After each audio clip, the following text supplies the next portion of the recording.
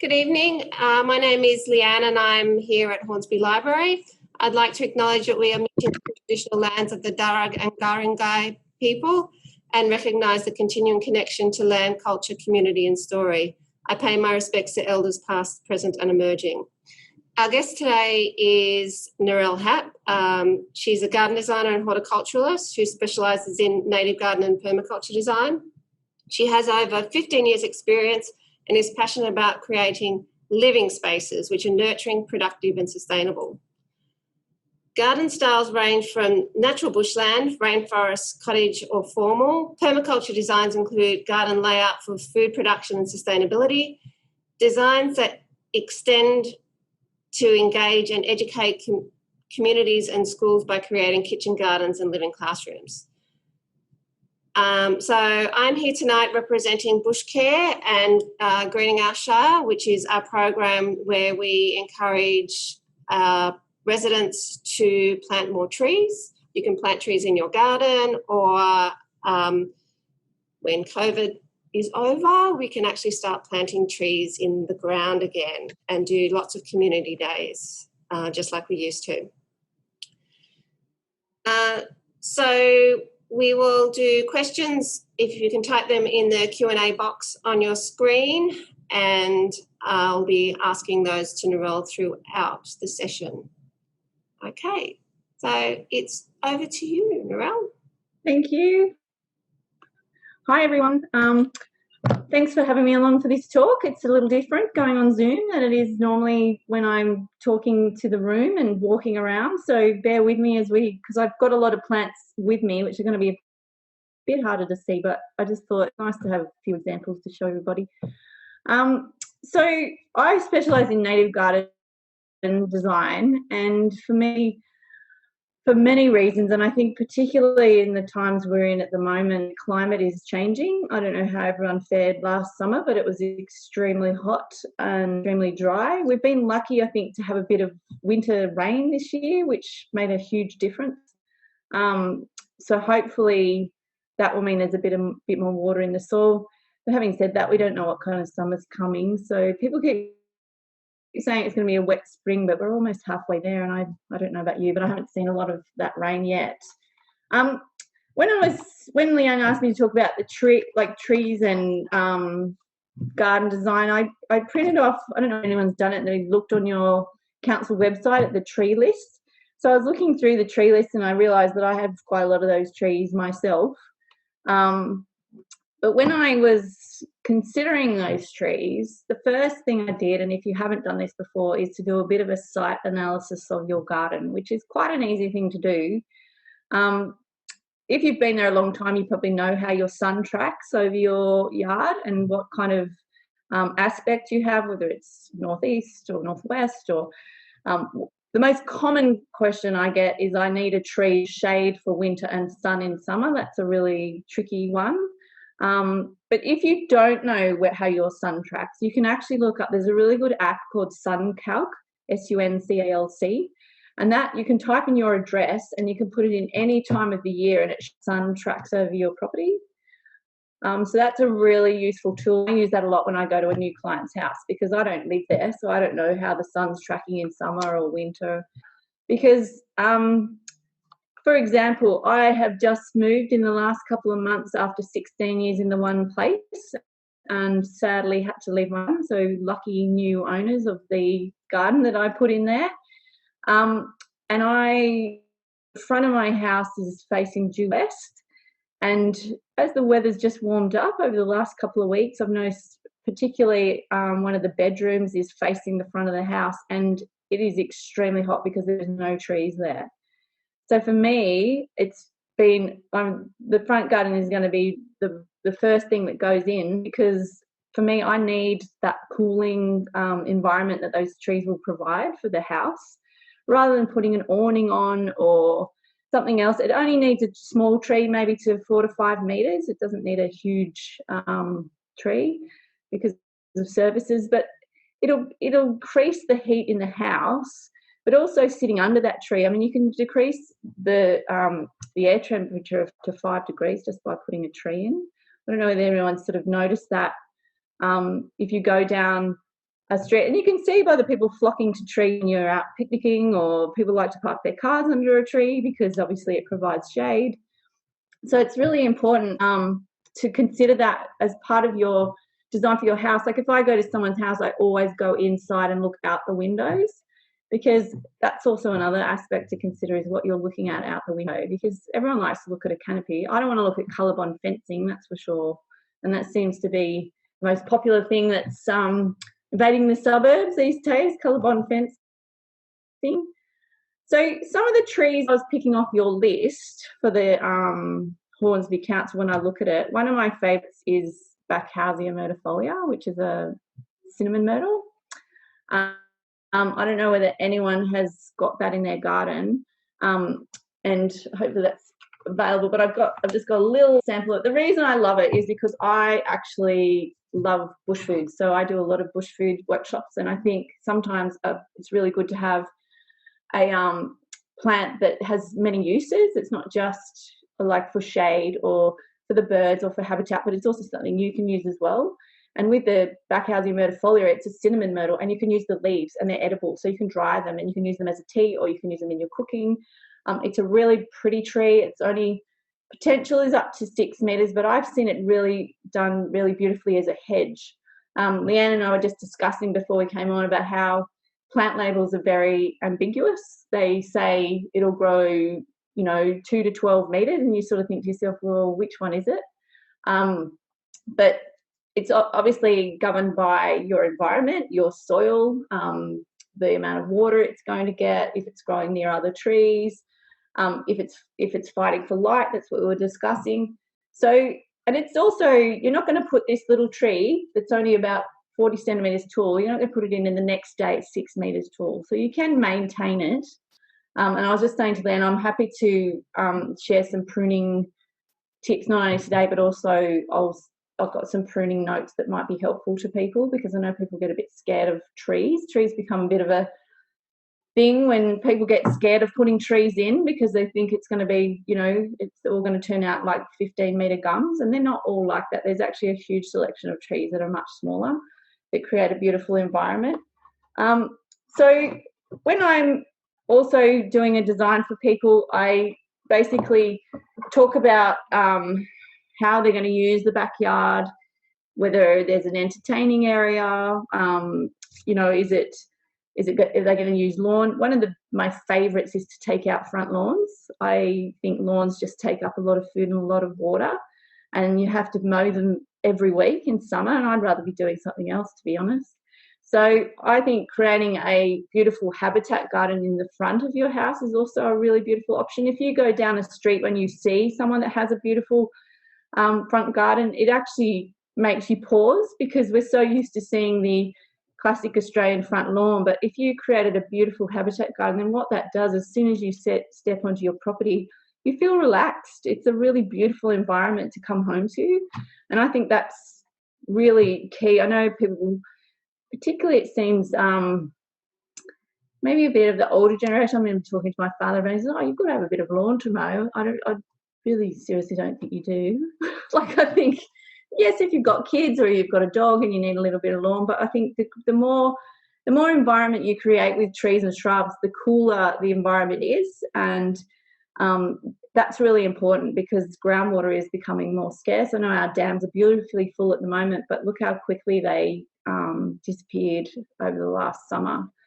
Another one of my favourites, and I didn't see it on the list, but I'm sure, I don't know whether Leanne can confirm, but it's Hakea salicifolia. I don't know whether you have that one, Leanne, but Hakea, I love Hakeas. I think Hakeas are beautiful. The native bees love Hakeas. It's a really beautiful habitat plant, and people often want to grow a plant very quickly. People always say to me, what's something that grows super fast? That is about the $1 million question as well, because obviously it's governed by your soil, the way you look after it, how you feed it. So in setting up your garden, I would always stress to improve your soil. I think sometimes I can see people sort of slumping when I start talking about the soil preparation and the garden preparation, because I think it's really key to do some preparation first, because people say, oh, but in the bush it's all set and forget. But in the bush, it's survival of the fittest. So 20 trees might have died where one has survived. And also in our gardens, it's a more intense environment. Like, we're looking straight at those plants. We're not looking over a vista of the bush unless you're lucky enough to have property. So you want to look after them. You want them to be as healthy as possible. And the healthier they are, they don't get pests. They have a much better capacity to survive without water. So that's a really important key thing to do. And also mulching. I think mulching is really essential, especially with our summer. There is we need to conserve the water in the soil by using mulch. It also prevents the top of the soil from cooking and becoming what's called hydrophobic. So has anyone ever watered their garden and the water just sort of sheets off or doesn't seem to absorb? You can see sometimes it beating on the top. Happens a lot with pots. And that's caused by the soil has just become cooked. And potentially weed mat does that to your garden as well. I'm not the biggest fan of weed mat. It's a plastic product, and it cooks the soil and also all the beautiful microorganisms that are in there as well. So, but what I was saying with the Hakea is a beautiful, fast-growing tree. It's like acacias, it grows up very quickly. It's got a really nice, beautiful, narrow habit, and it's got the most amazing flowers that run all along the stems. It's quite unique. I really think that's a beautiful tree to put in. On your list as well, you've got the beautiful Banksias. Now, sometimes with trees, there is hybrids as well, like Banksia integrifolia, which is the coastal Banksia. I love that Banksia because of its colour. I'm a real fan of grey colour. I love grey in your design. But you can also keep that shorter. And there is also now a hybrid called Sentinel, which is a 3 metre high Banksia integrifolia. So it stops at 3 metres. So if you're really petrified of pruning and you're also worried about these big trees, and that's something that you could put in and still get that beauty of that tree. Another one that's really popular that was on the plant list is the blueberry ash. Now that is absolutely beautiful for attracting bees in spring when that's in flower, late spring. The sound of the bees on that plant is incredible. So it is a bit harder to find the white variety. I don't know whether Hornsby is able to grow the straight species of the blueberry ash, but the prima donna is the pink variety. So if you've never heard of that before, I think I've got a little picture here. Probably going to be a bit hard to see on your computer, but it's got these little beautiful little bell-shaped flowers on there, followed by a blueberry that the birds really love. And the new foliage has a bit of a tinge of sort of reddy colour to it, and it's quite a narrow tree. It grows up quite sort of cylindrical, which is really nice if you've got only a narrow area. And they're quite popular. I live down in the Illawarra, and that's a popular street tree around here, so we grow that quite a lot. Obviously, there's a lot of eucalypts as well on the list, and people do get worried about eucalypts because they're worried about limb drops and etc. But I think if you treat your trees really well, give them lots of deep watering initially because you want them to sink their roots nice and deep into the soil. That's sort of one of the things that people sort of neglect to do. They sort of put it in, and because it's a native, it's like, oh, well, never mind. We're all right. It's a native, it'll survive. But I think for me, I like to look after a plant for the first 6 months of its life and then make sure that it's well watered. And then it actually goes on from there and becomes a much stronger tree. And you can put in trees quite small. The fact that the council gives you these beautiful little tube stocks, they actually climatise really fast and they do really, really well. So, and then so I bought a lot of other trees, some that weren't on your list. I don't know whether anyone's ever planted the native frangipani. So that's a really beautiful tree, and it's got the most gorgeous fragrant flowers, little yellow flowers, and there's actually a dwarf version of it. So if you absolutely adore native frangipanis, there is a little dwarf version now that's a shrub, and it grows only to about 1/2 metre and by 1 metre wide, and it's got really fragrant flowers. It does need a bit more shade. I find, or a bit more water. Like I grew this native frangipani in my yard in full sun, but I just had to make sure it got a bit of extra water. And this one actually loves pruning for you to get a bushier habit. If you don't let that habit go, if you let that habit go, it's sort of a very open kind of tree, whereas if you actually prune it quite hard, it becomes much, much bushier, and therefore you get more flowers. So that's, for me, is really beneficial. It really lends itself to a bit of a sort of rainforest style tree planting. So if you're into that real rainforest style, that really helps. And then the smaller one as well, but they can grow in deep shade as well, which is always, shade is another one that I get questioned about quite a lot. So these two trees do really, really well if you've got a shady spot in the garden, and even growing under, I've seen the native frangipani dwarf grow beautifully under eucalypts. Leanne, do you want me to click on the questions as we go? What do you think? Are they coming up for you or just for me? We are getting a few questions. One of them was, what tree did you mention before the blueberry ash? The Hakea salicifolia. So, okay, yep. And also, the list of plants someone else is asking about too. So that's on the council website. So if you go on the Hornsby Council Nursery website, there's a really fantastic comprehensive list, isn't there, Leanne? It's got trees, shrubs, grasses, ground covers. It's fantastic because you can go through, like I went through and highlighted a lot of the things that I would use quite often in my designs, and you can then also, I guess you could ring the council, couldn't you, check what you've got available? Yeah, so we would only have plants available on our native plant giveaway days, and we haven't made any up, or we haven't got a schedule for next year yet because no, fair enough. We had the schedule for this year and had to cancel half of it. That's a shame, isn't it? But people can find these in their native nurseries. I mean, there's sort of a lot of these trees that I'm mentioning are maybe not common to people. They might not know the names, but they are actually quite available. I don't find that they're so unusual. Like there's another one called the Glochidian, the cheese tree. Now, I've moved to a new house, and when I saw the property, it's a really nice 800 square metre block, and it was covered in privet, like absolutely covered, to the point of a lot of the privets were 10 metres tall.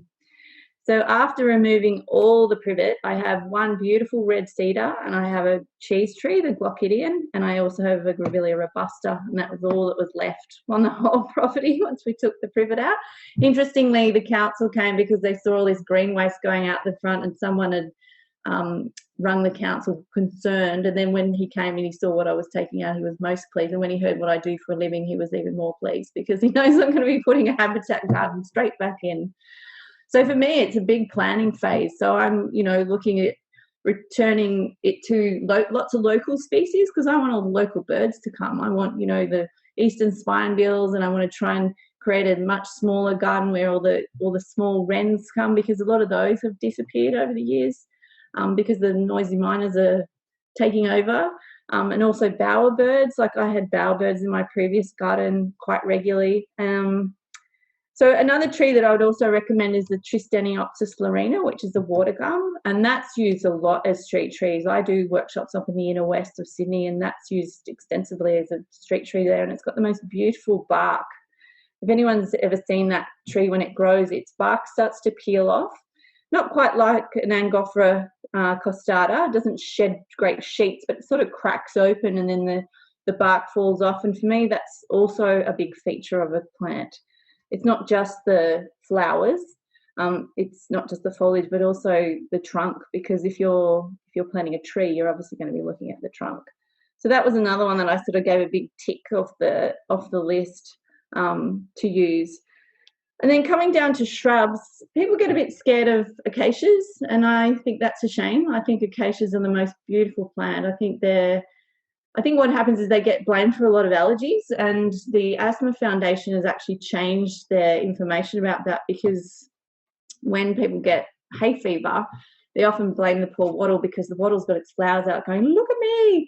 And what's actually happening at the same time is a lot of the grasses are in flower, and the grass flower, all that is shed on the wind, whereas actually acacia pollen's very heavy, and usually falls straight off the plant, but it gets blamed because of its beautiful showy leaves. So one of the ones that's really nice in the native in your beautiful area is this one, which is Acacia Linafolia, which it's probably hard to see on there, but it's got really beautiful fine foliage.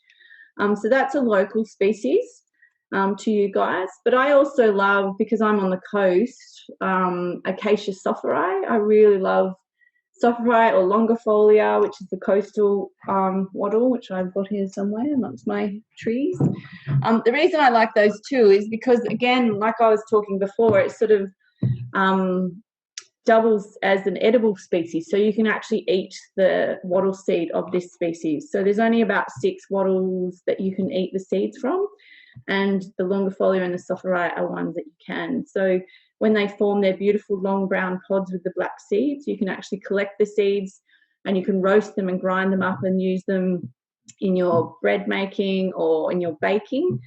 And wattle seed is super good for you because it's about 25% protein, so it's actually a really good plant to use. And they do grow very fast. They're only sort of smaller shrubs. Like the sophori is essentially a ground cover that grows to 2 meters, and your longifolia might grow up to 4. And what I like to use those for in your garden is if you're putting in one of these other trees and you're wanting to establish a bigger tree, you can use these as a nurse plant, because they have these nitrogen fixing nodules on their roots, and they actually help the other plants growing nearby. And the acacias will grow up really quickly and give you, say you're after screening, they'll give you some screening quite quickly, while your other slower growing trees will get established. So it's actually something, with a few people I've done it where we've put their beautiful trees in that they're hoping to grow up eventually, and then we've sort of staggered it with some acacias. And then eventually the acacias having a shorter life, you can actually take them out sooner. And it's often, if you are going to take them out, you can use them as a chop and drop, which basically means they will fertilise the soil by breaking down, because they've got this beautiful nitrogen in their roots. And it's also easier to take them out before they actually die, because wattles are very brittle and a little bit harsh on your whippersnipper. Not that I'm encouraging you to chop trees down, but it's just something that becomes quite a system if you're wanting something to grow up a little faster. Because people often, I do get asked a lot about screening people's neighbours, which, is slightly disturbing, but it happens. People want to get rid of their neighbours a little bit. Some of the other smaller ones, the shrubs that were beautiful on your list were, I love the Baura rubioides. So we're coming down to shrubs a little bit now. And Bauras are in flower at the moment in the bush. If you're a keen bushwalker, you've probably gone and seen these Bauras in the bush. They've got a beautiful pink flower. This one's a select form, which is a double pink form, which means the flowers actually have, like, it looks like to me more than double the petals, but it's actually quite a beautiful plant. This plant's really versatile. I find I've been able to use it in the shade or the sun, and it's quite successful. Because that dilemma I was talking about in the beginning, where people are worried about shade in the winter and summer sun, I usually cater towards the summer sun, because in winter plants will slow down a little bit and go a little more dormant, and so you want to make sure that you're catering, particularly if you've got something that's facing west, because the sun is so harsh. But this Baura is a really successful little plant. It can take a little bit of moisture in the soil. It can be pruned into a beautiful thick bushy shrub, hence more flowers. So if you're sort of looking for something that's got versatility depending on your shade and sun, then that's a really beautiful plant. So when you do your tree giveaways, Leanne, do you do shrubs as well, or is it just trees? It's trees, probably from about 4 metres to 30 metres. Yeah, right. Okay. It's only really at the native plant giveaways that we can give away smaller growing plants, other species. And when we do have our plant giveaways, we tend to have about 70 different species for people to choose from. Wow, that's fantastic. And so the Baura rubioides or dog rose was one of the ones that we do have to give away. Oh, fantastic. And lots of prostantheras, so lots of mint bush. Yeah, I love the mint bush. That's one of my favourites too. Couple of your questions along the way. What type of mulch would you suggest? So with the mulching, I like to use like a bark chip, either a Yuki mulch or a cypress mulch. A cypress mulch is good because it's actually a termite deterrent, and because a lot of us live in the bush, that's obviously a concern. And I know that building inspectors hate mulch being up against the house. And I went to a garden design consultation yesterday, and they'd been told they'd just bought a new house, and they were told by the building inspector not to use any mulch at all. And I thought then hence you have a problem with your trees not retaining moisture and the soil cooking. So I said, well, maybe use a cypress mulch then, that actually is that termite deterrent, and also keep it away from not banking it up against your house. I tend to do my mulch quite thick. I do it to about 5 centimetres thick, because I like to, obviously not around the neck of the plant. So if your neck of your plant's there, you just come out a little bit, like sort of make a dish around it so that there's no mulch against the tree trunk, which can cause collar rot, and also it gives you a place to water, so you can water directly into the root system. I prefer to do that than actually use a weed mat or anything like that. And if I'm doing a new garden, I might use some newspaper or cardboard, which has been really well soaked, and I'll put that down first and then put my mulch on top. And what that does is it blinds the weed seed out, but it also breaks down eventually and disappears, whereas your weed mat doesn't disappear. And if your mulch gets thin when you get super busy and you've forgotten to remulch, then again, that's kind of cooking the soil. So just be aware of that. And it's also an additional cost. I know there's newspapers aren't as prolific anymore, but if you have a nice conversation with your local newsagent, they're usually pretty helpful. They've given me bundles of newspaper. And the other question we had, just in case someone's wondering as well, it's all right. Someone's just saying, can I speak the names of the plants more slowly, which I understand. What I might do too is I might, after the talk, I might send through to Leanne some of the names, just flag what we spoke about, because I know it's really hard. There's so much to talk. As I said to Leanne, you better tell me if I talk too long, because there's so many plants that I'd love to tell you about. Some of the other special ones that I know are local species that are growing in the bush that I like to use. There's Eriostomin australaceus, which is a beautiful species that's out in flower right at the moment. So that's in pink, and there is a white version as well. So that's a really beautiful shrub that does really beautiful in the understory. It can take a bit of sun, but it also does beautiful in the understory if you're kind of creating, because when you put your trees in, it's also really nice to plant underneath as they grow. Obviously eucalypts don't like as much competition as other trees, but it's really nice to create that habitat underneath your trees as well, because I know a lot of people say to me, oh, if I plant my trees, should I just wait and plant the other shrubs later? I said, no, plant them together, because they need to share the area that they're growing in and their root system. So that's a really important thing to remember. Another one that I really love is a phibalium. So some of these are plants that people have never heard of before, or aren't as familiar. So phibalium, and for the people who need it spelled, it's not with an F, it's a PH. So it's a PHEBALIUM. And there's a few types of phibaliums. I find this can potentially, it almost grows into a small tree, some of them. Some of them can get quite tall. But again, it's a shade and sun-loving shrub. So it gets beautiful, small little yellow flowers. It's got a little bit of a grey-green to its leaf. And it's sort of a big surprise when that comes out in flower. It's one of those ones people will sort of look at the foliage and maybe look at it in the pot and feel that it's a bit insignificant, but it's actually a really gorgeous, attractive shrub. So that's something that I would look out for too when you're looking at your plants. And if you look at the list of plants, just do a little bit of homework, because you'd be surprised how many plants we sort of miss. Because I know for people, if I start talking about native plants, obviously everyone knows grevilleas and they know wattles and they know eucalypts and they might know a few other species, but there is so many other species that we have that is to consider, other than your sort of the species that you're very familiar with. So when I go to someone's house, I'm also talking about doing a mix of foliage. So for me, it's not just about the flowers, it's about the foliage and the way it looks together too. And you can do that with your trees as well. Like if you're doing some trees, you might want ones with larger leaf forms next to smaller leaf forms.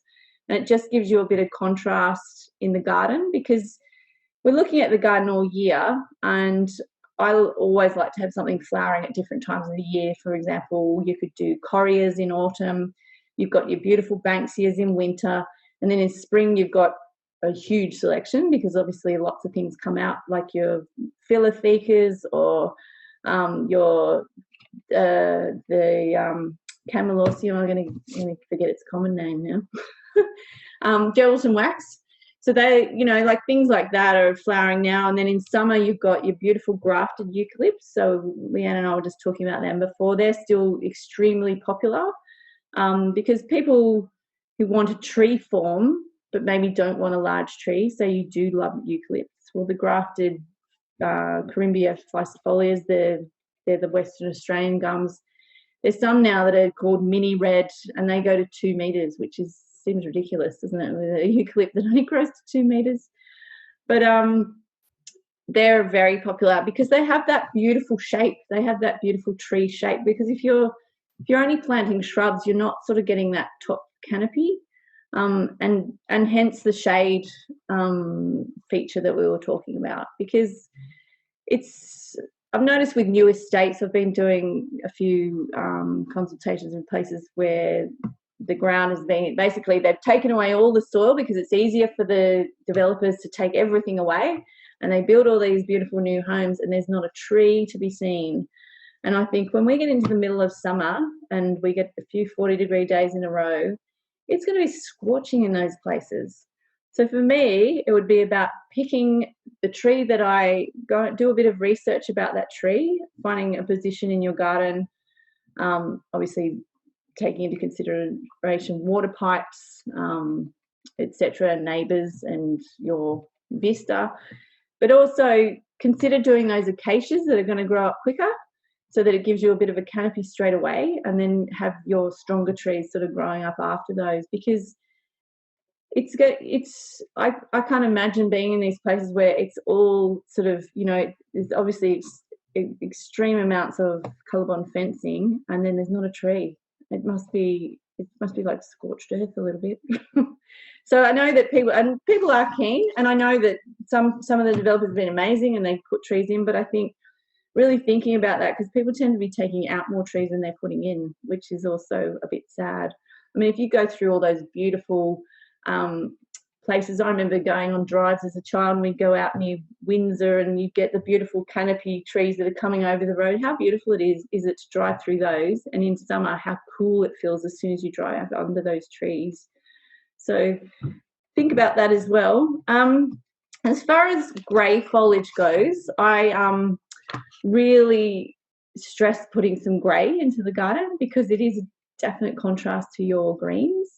So when you're coming down from your trees, I was just saying to Leanne before we started, a few of the eucalypts that have become very popular have the blue foliage. Like if you've ever got a native bunch of flowers from the florist, and they'll often have Eucalyptus cinerea in it, which is the silver dollar gum, which has the round silver leaves. There's now dwarf versions of that. There's a eucalyptus called, and I'm going to forget its family name, but it's Eucalyptus Moon Lagoon is its name, and it goes up to 4 meters, and it's got the most beautiful grey foliage.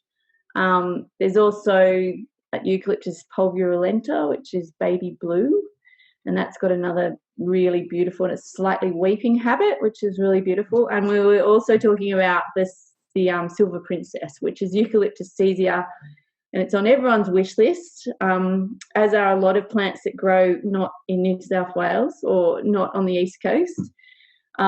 Western Australian plants are always sought after, it seems, but we have to be very aware.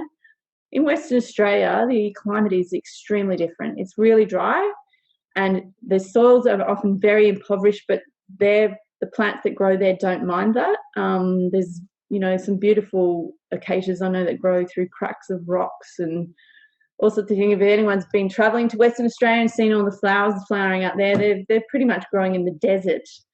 So people are always asking, can I put in this Western Australian tree? Can I put in this Western Australian plant? You can, but just be aware it may not live through our humidity. As soon as we hit February, March, and that humidity hits, that's when a lot of those plants really struggle, because they're used to the dry heat. It's not a dry heat here, and it's actually getting more humid by the year.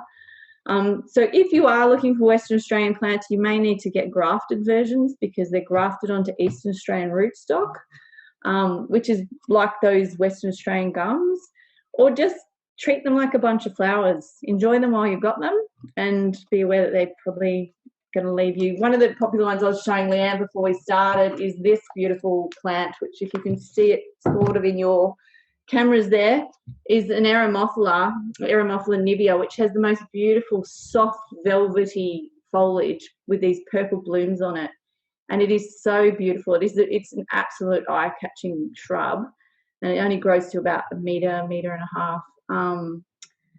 You can grow it if your drainage is super good and you actually don't surround it with other shrubs. You sort of have it a little bit out on its own so that it's got a beautiful airflow around it. But again, it's one of those ones by itself for yourself as a treat. I think a lot of these beautiful plants, if you look at it that way, are actually cheaper than a bunch of flowers, and appreciate them for their beauty. But there is local species that you could use instead. Like if you want grey in your garden, then maybe looking like Coria alba. Coria alba is a beautiful local coria, and it's got a little small example here. It's got beautiful round grey foliage, grows gorgeously in shady environments, plus it can grow in the sun. And if that's pruned really well, it makes the most beautiful grey shrub. So imagine if you've got your beautiful bright green trees and then you're growing a few of these grey shrubs and dotting them through your design. Because when you do your design, unless you're doing a cottage garden, which is really a riot of flowers and colours, I would advise you buy several of the one plant and dot it through your garden, because what that does is it leads your eye around the garden. If you sort of have ones of everything everywhere, it can be quite sort of off-putting.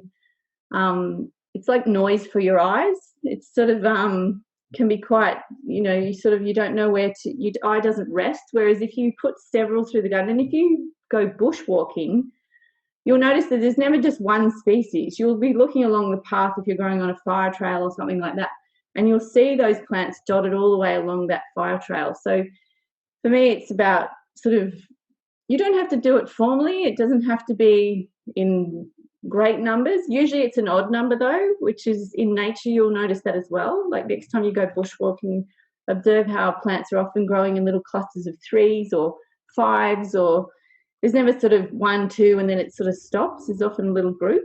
So you could sort of grow these through your garden, and it sort of just moves your eye along. The same with strappy foliage. Like if you use your beautiful grasses, even if it's lamandras or you've got your poa species, a lot of the, I love Themata, which is the edible native grass, which I don't know if you know much about that, but if anyone's read Bruce Pascoe's book called Dark Emu, he's doing quite a lot of studies with Themata, and that's an edible grain that does really well. It's basically a gluten-free grain that makes beautiful bread. He makes bread when he does his talks, but it's actually a gorgeous grass, and it has quite a beautiful nodding flower on the top.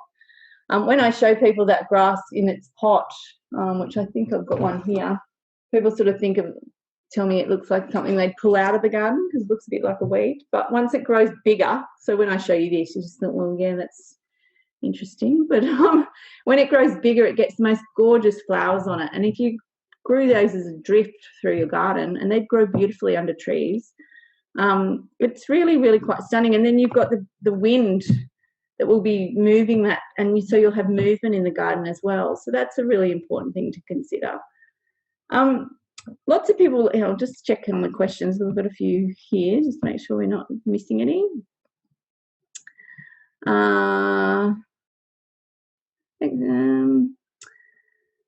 Oh, yes, I can. Someone's asking if I can do an edible garden Zoom. Yes, I think we'll have to do that. But you know what will be a shame? You won't be able to taste it. I'd love to bring things for people to taste when I do my workshops. Also flowers, obviously flowers are pretty important too, and they make everyone feel happy. So things like your beautiful paper daisies. So paper daisies are perennial, and they're usually flowering most of the year. There's lots of, this is a Bracteantha species, but there's lots of other types of paper daisies you'll see. Xerochrysums through the bush you'll see, and another little beautiful flower which everyone wants to grow is your little flannel flower. Everyone loves flannel flowers, and again that's another little grey species. Now the trick with flannel flowers, because they're almost like waratahs in the questions I get, if I had $1 for everyone that's killed one, I'd be quite wealthy. Flannel flowers need good drainage. They need to be in easterly position. I think that's the most successful when you're actually trying to put them in the garden, and buy them as tube stock. This is a little tiny tube stock because they'll climatise easier. They don't live forever. They will set seed, and they may last 3 years, they may last 5 years, and then you'll sort of think they've vanished, and then they will come up in the soil again. So, you know, treat them like, you know, they're not sort of sometimes a permanent fixture, but everyone wants to grow one. So just try to not put them into the westerly sun. They really don't like it. When you go into the bush again, observe where you see them growing naturally, and it's often in the understory. Do they go on your list at all, Leanne, when you do your shrub list?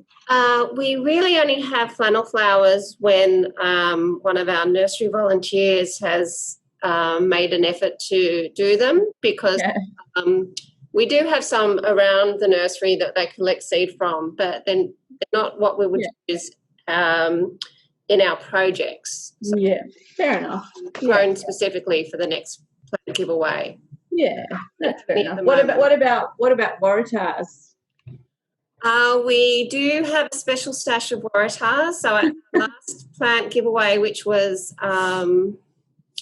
where we home delivered the plants during the COVID-19 lockdown, that some special people did actually receive some waratahs. Ah, very nice. So they were very lucky. I hope this. Yeah, and that's the other plant that I would be a millionaire if everyone had, you know, if I had $1 for everyone that had killed one as well. Unfortunately, they are a little bit, can be a bit fickle. This is like the New South Wales waratah, which is the straight species. They are, I find them actually quite easy to grow if you're following a few tips, such as, like with your flannel flower, grow it in an easterly position or an understory position. They actually, when you go bushwalking, you'll see that they're not growing. Some will be growing out in the open, but they're usually something that might have sprung up by itself. We haven't actually cultivated it and planted it. They love good drainage, but not soil that's too rich. And they love growing with Banksias. They have a bit of a symbiotic relationship under the ground. So I often, and if you're worried about putting in a big Banksia, you could always put a dwarf Banksia in with it. So these days there is so many dwarf Banksias around, and lots of them grow 0.5 metre by 1 metre wide. So, and you want Banksias in the garden anyway, because you want some of that beautiful winter colour. Or grow a Banksia ericofolia, or something that's, you can actually prune that to size as well. You don't need to let those grow. Like giant candles is a beautiful Banksia, and you can actually keep it quite pruned.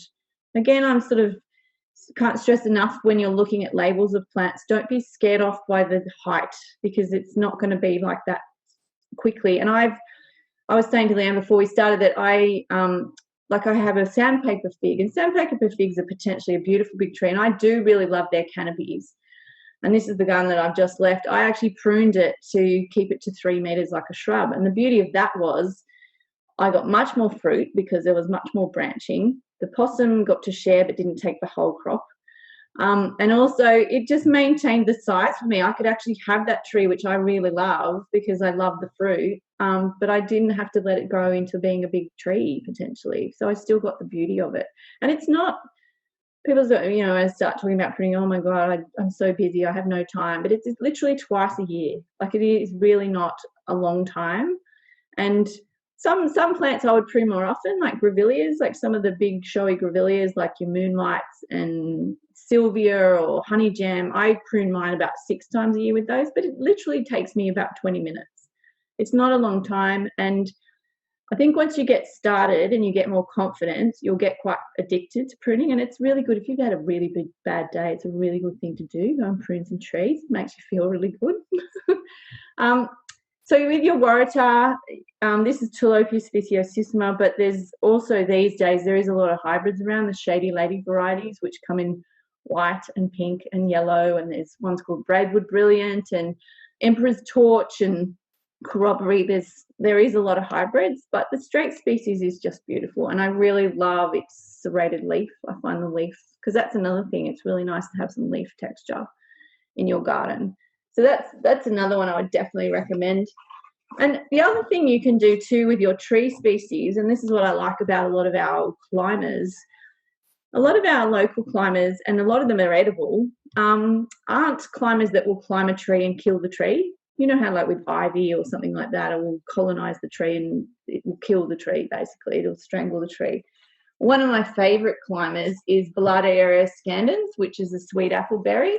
Doesn't look like much in the pot, unfortunately, but it has the most beautiful tulip type flowers on it, hanging flowers, followed by a berry that starts out green, and when it goes sort of dark green, almost black, it's ready to eat, and it's really super sweet. And that loves to climb trees because it likes a bit of shade, but it doesn't climb the tree so vigorously that it's covering the whole tree. It will just use the trunk or the branches as a structure. And then you get the beauty of having some of the fruit, and it doesn't interfere with the growth of the tree. There's also wombat berries, which is Eustrophus, and then there's some scrambling lilies that do the same thing. Even Smilax glycophylla, which is really hard to get. Do you grow that in the nursery? Because that is so hard to get. No, we don't. It takes the pot. Yeah. Yes. So I think that's why we don't grow it. We don't grow either of the Smilaxes. Yeah, Smilax sulks in the pot. Like I've had some Smilax that I've grown, and they sit at about 2 or 3 centimetres for like 10 years. And then as soon as they go in the ground, happy as Larry. They just hate being in a pot. So it is a little, if you can find those, they're a beautiful little climber to grow with, and they make the most beautiful sweet tea.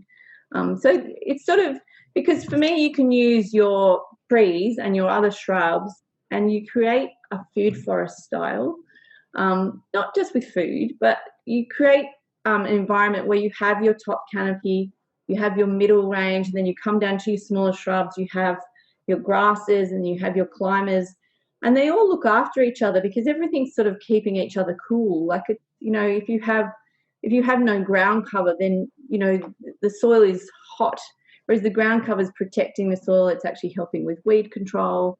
Then you have your shrubs, and that might be shading some other parts of the garden where you can grow something that likes a little more shade. And then you obviously have your trees, which are creating a canopy for you as the people. So it's sort of trying to consider how many layers you can have. What I find is I go often to people's houses and they make this skinny little garden bed that runs along the fence, and you can't layer it.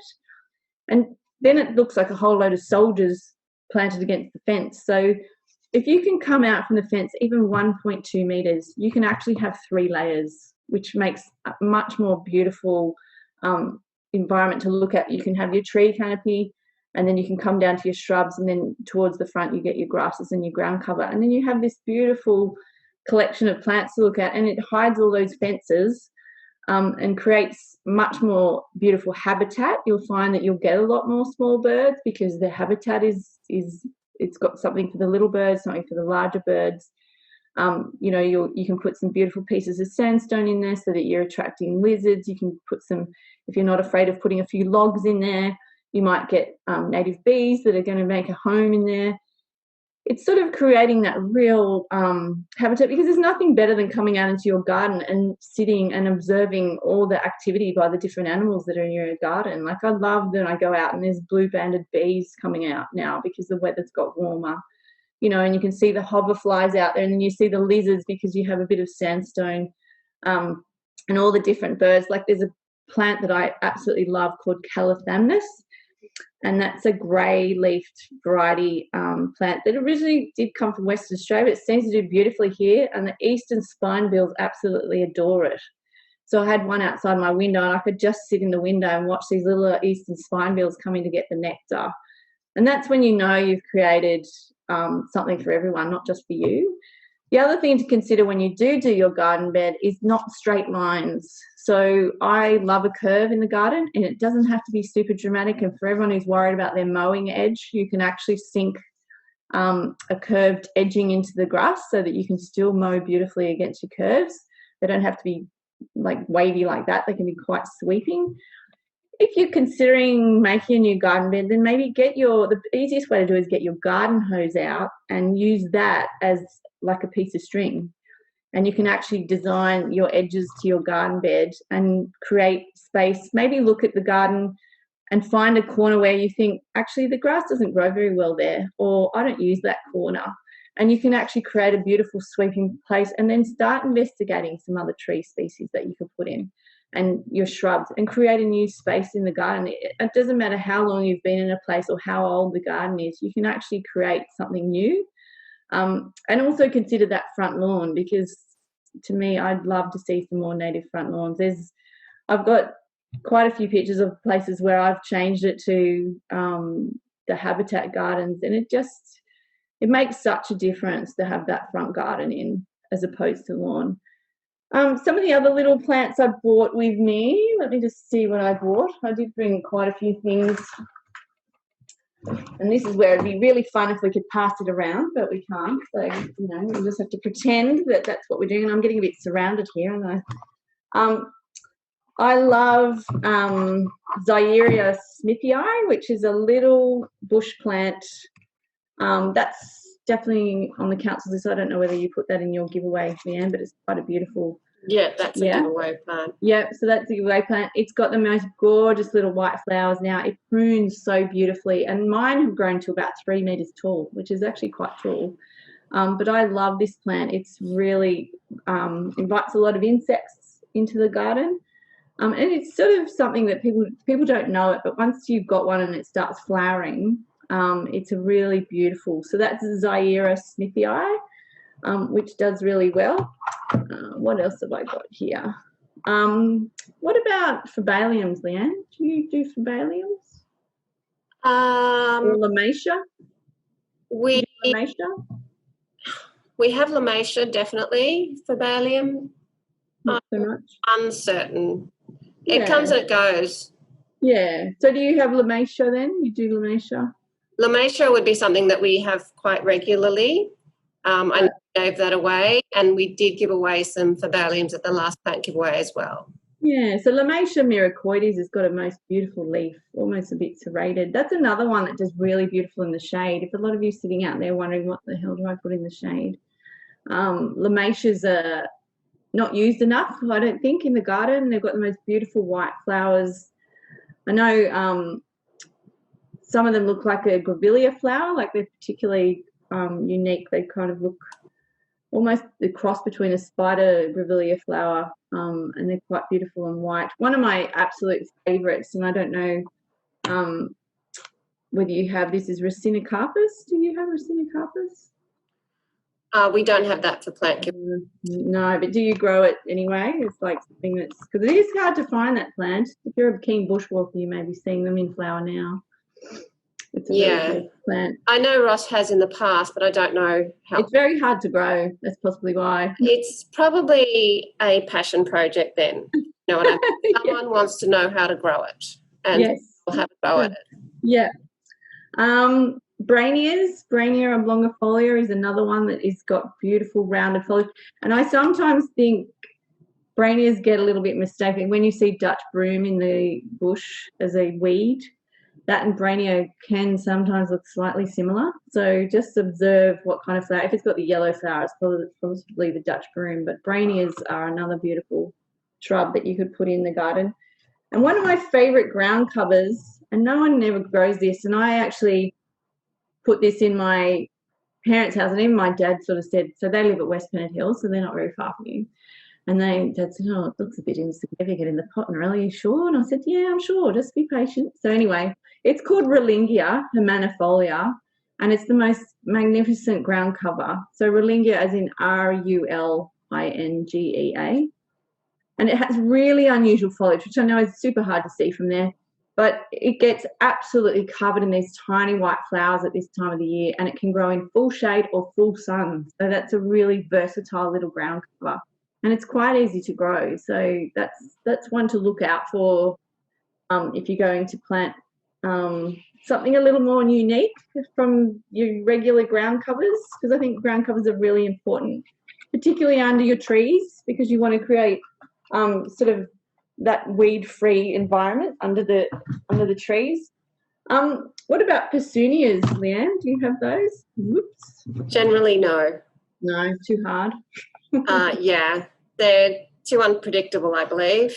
Yeah, they are. So if anyone knows the petunias or the beautiful G-bungs, Petunia pinifolia is probably the one you'll mostly see. The one that you see in the bush that everyone wants is called Petunia-leaved, and that is really hard to grow. I know at that nursery that I do design for, they had a little old guy that did it as his retirement project, and he was able to get lots of them, but it was about a 3% success rate. So he would grow hundreds and hundreds and get maybe half a dozen. But petunias are a really beautiful plant to put in a mixed shrubbery. If you were doing that mixed garden that I was talking about, where you're going to have your beautiful canopy, if you can find a petunia, that's a really nice one to put in the understory as well, which would work really well.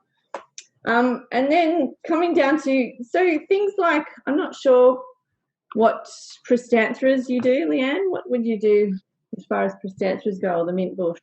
Oh, that's a bit too specific for me. Do you know whether you have chrysanthemums, the mint bush, at all?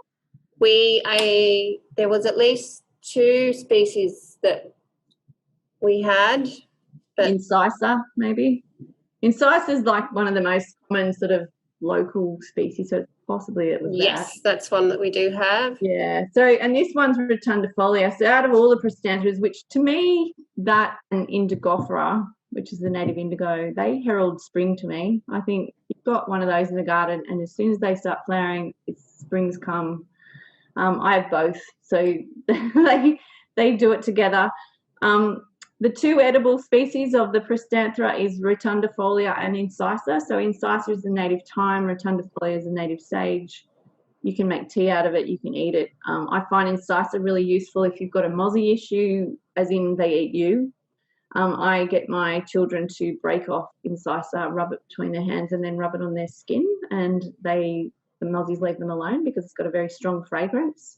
It's beautiful near a window. You get a beautiful breeze, and it will grow beautifully under trees, which is even better.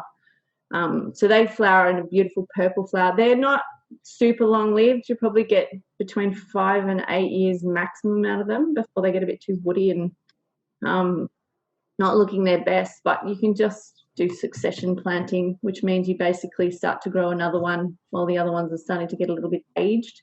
And you'll see that in the bush too. They'll kind of disappear.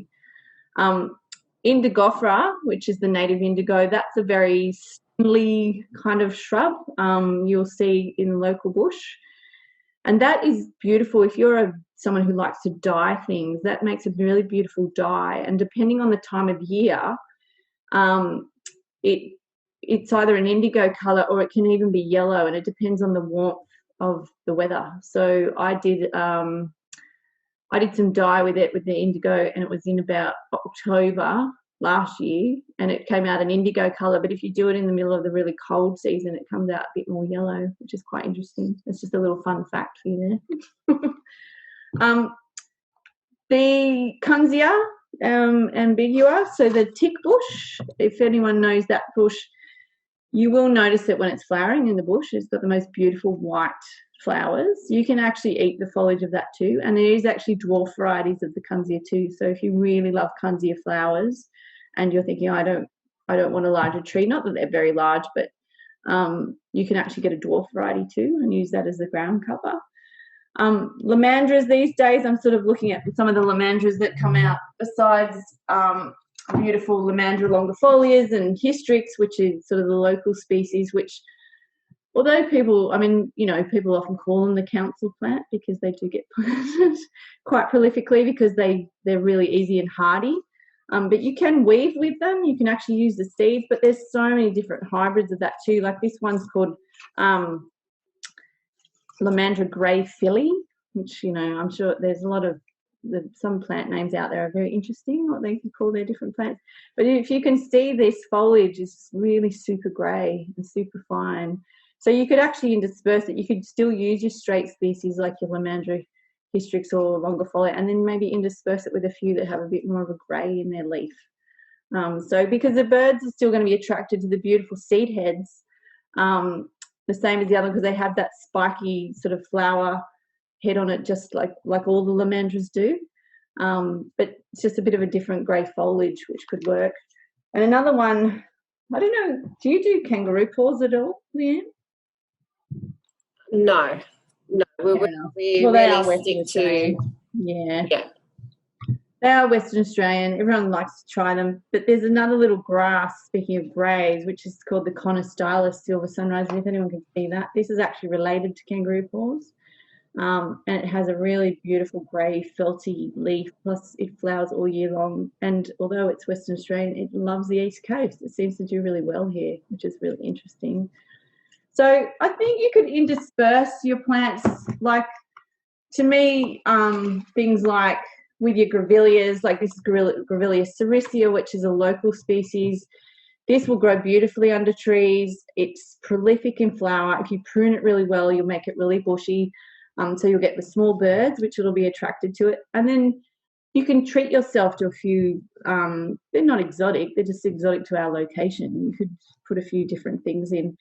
The beauty of sticking with things that are local to your area is, you know, they grow well there. You can see them as success in the bush, and then hence they'll be a success in your garden, because there's nothing more disheartening than someone who plants, say someone who tries to plant all these different things in the garden that aren't from the local area, or they're from Western Australia, or they like a different environment that you've created, and then they don't do very well. And that's what turns people off gardening. Whereas if you put in things that you know are going to do well in your area, and prune them along the way to keep them really nice and bushy, and then you can intersperse them with some other plants that because they are going to a nursery, it's like chocolate at the checkout, isn't it? You sort of see, like, it's like when Baronias are in flower. Everyone's like, oh, I've got to have one of those. They smell amazing. I'm going to do that. It's going to be such a success. And then everyone comes in, you know, the next season and goes, I'm going to try again. So, and there's nothing wrong with that, because, as I said, treat it like a bunch of flowers, but also be aware that, you know, there's a reason why plants succeed in your area and others don't, because it's the soil type, it's the environment, and it's what's succeeded there for a really long time. And then you're attracting the local animal species as well. Don't be frightened off putting a Baronia in. There's lots of local Baronia species, but everyone wants that beautiful smelly one, don't they? The beautiful brown Baronia. If you do want to put one in, the key is a cool root run, easterly position, super drainage, and mulch it with a couple of big pieces of sandstone, and then you'll have success. Or grow it in a pot. So, and if you do pot culture with any of these things, including your trees, make sure you use native potting mix, and make sure you use very good quality potting mix. There's a reason that supermarket potting mix is $3, because it's pretty much sawdust and they got it really cheap. You need to use premium mix, and you need to mulch the top of your pots. I love pot feet as well, and you can create a beautiful environment and grow trees in your pots. Obviously, trees aren't going to grow to a majestic 6 meters in a pot unless you have a gigantic pot, but you can create a really beautiful environment if you're renting, or if you've got a very limited space. It's just down to water consistency. So if you can be consistent with your water, you can do beautifully with pots. People think they can't garden when they kill their pot plants, but that's because it's harder to do it in pots. So hats off to you for trying, because at least in the ground, they're tapping into groundwater, they're tapping into nutrients, whereas in the pots, they are captive. So we really do need to pay them a little more attention. When putting plants in, as far as fertilisers go, Angus Stewart, if anyone knows him from Gardening Australia, he has sort of, there's a product called Bush Tucker, which is actually, it's an organic product which has a lot of diatomaceous earth in it and various things, and that's something that's used 4 times a year. Or there's Osmocote for natives, which is the 6-monthly slow release. And people say, oh, well, in the bush they don't need food. Yeah, I agree, but when we're talking about how beautiful you want your garden to look, I think it's important to feed your plants. It's like us. The more we give them TLC, the better they're going to be. If we don't eat properly, if we don't drink properly, then we sort of struggle. And it's the same with the plants. So, and if you do either of those things, the easiest way to remember is the 6 monthly years, early spring, early autumn, and the four times a year, which is the bush tucker. Just do it at the start of each season. That's super easy to remember because we all have dates. And the first day of spring was the 1st of September, so it's time to fertilise your plants. So it sort of makes a big difference. How are we going for questions there? I guess I should have a look. There's a couple there. Callistemons, oh yes, callistemons can be pruned beautifully. So with callistemons, I often say, if you're scared of pruning, put one of those in and use it as your practice plant because they are so forgiving. You could chop a callistemon down to the ground into a stump and it'll be a 4-metre tree, 18 months later. Like, they are incredibly forgiving. They actually look better with pruning because I don't know whether you know where callistemons, they'll often flower and then the new growth comes after the flower, and if people don't cut off that old spent flower, you'll have these little gaps, and when the seed pods fall off, you've just got this sort of bare branch. So it's really important to prune them after flowering. Sometimes with them and with big grevilleas, you may lose a few flowers for a little while you're sort of maintaining that pruning regime, but in the end you'll benefit because you'll get many more flowers. So you can be really tough. Even on a super old callistemon, you can give it a really huge haircut, like cut it down by 2/3 and you watch it revive itself. Really, really good. This is not always, but I often get told by a lot of ladies that their husband has massacred some plant of theirs, and I said, well, make sure you get them a callistemon. Just put them in the corner and they can go and prune that as much as they like. And what was the other question on the bottom there? I've forgotten what it said. Keeping away mosquitoes. Yeah, so that's a tricky one because mosquitoes, like most pests, don't like strong smells. So I find the prostanthras are good and the tea trees are good, but potentially you would need to surround your entire property in it. There's no real magic bullet with mosquitoes. It's more about making sure you don't have ditches of water hanging around. If you've got bromeliads, you'll definitely have mosquitoes. If you live near, obviously, water, there's going to be mosquitoes. And because watering, this is always the tricky question about watering. So I like to water at night in summer because I like it to absorb into the soil overnight and then it dries out by the end of the day, the next day. I find that I get less mosquitoes that way because it sort of all the water sort of gets dried off by the end of the day. So you enjoy your evening and then you give it another water. But yeah, nowadays there's all these gimmicky plants. Like there's leptosperm, there's a tea tree called mozzie blocker. But as I said, you would actually have to surround your entire property. You would have to make yourself hedged in by that plant. It's actually, I think it's a bit of a marketing ploy. So just be aware of that. But putting lots of smellies is good. It's like pest control. In an edible garden, I would use lots of fragrant plants. So use your prostanthras. You could use your boronia, something that has a bit of fragrance to it. The native frangipani, that's quite a beautiful smell because it confuses pests. Pests, like mozzies, are pretty little. And so if they have lots of smells, it sort of masks you because there's something about your skin and your scent that is actually attracted, is what mosquitoes are attracted to. Yeah, so is there any other questions about how are we going for time, Leanne? I think we're getting kind of close. Yep, we're a little bit over time. Okay, so how's everyone going with their questions? Have we got through most of those? I think that's all the questions. Yep. Someone's happy about that. Yep. What's the gardening question from council? I'm not sure. Council's not really open to ask for horticultural advice. We'd recommend you go to your own nursery, and there are quite a few nurseries around Hornsby. Yeah. But when we do have our plant giveaway, we will have lots of volunteers there who love gardens and love gardening and who can answer most of your questions. Yeah.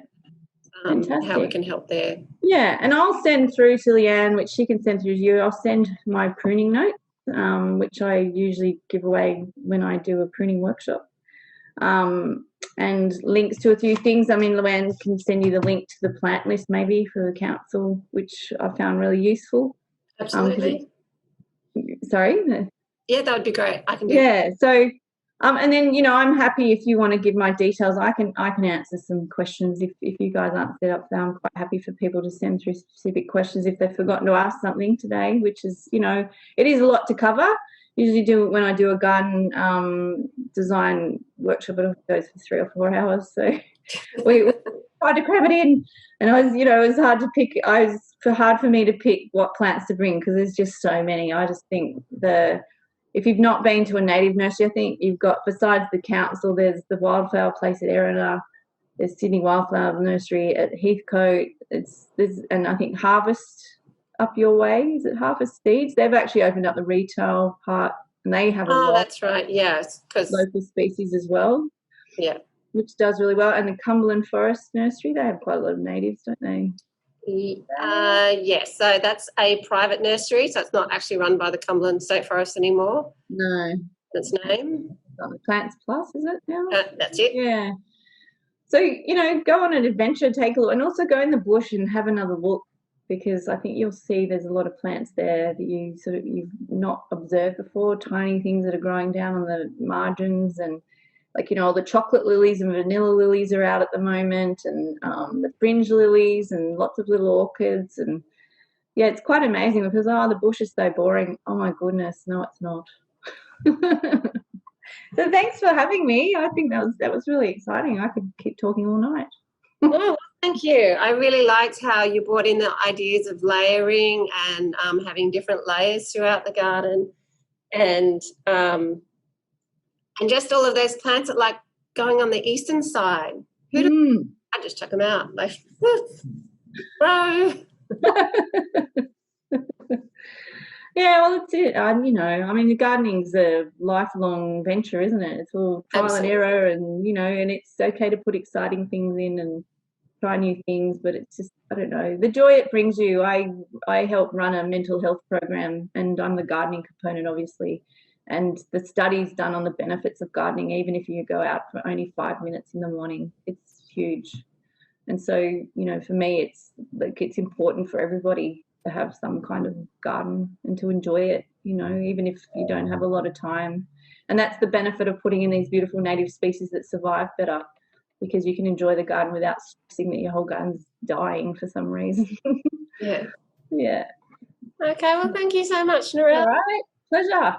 Yeah, thank you.